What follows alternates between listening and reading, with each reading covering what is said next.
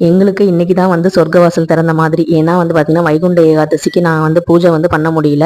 ஆனால் வந்து பார்த்தீங்கன்னா இன்னைக்கு சனிக்கிழமை திருமாலுக்கு பூஜை பண்ணணும்னு வெயிட் பண்ணிட்டு இருந்தேன். அதோட சேர்த்து இன்னைக்கு ஏகாதசியும் வர்றது எனக்கு தெரியாது.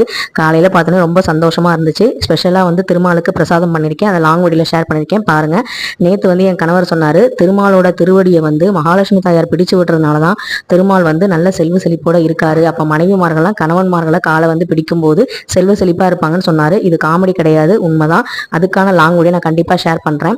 அதோடு சேர்த்து நான் என்ன சொல்கிறேன் அப்படின்னு பார்த்தீங்கன்னா, திருமாலோட திருவடியை மகாலட்சுமி தாயார் பிடிச்சதுனால அவர் செல்வ செழிப்போடு இருக்காரா என்னன்னு எனக்கு தெரியாது.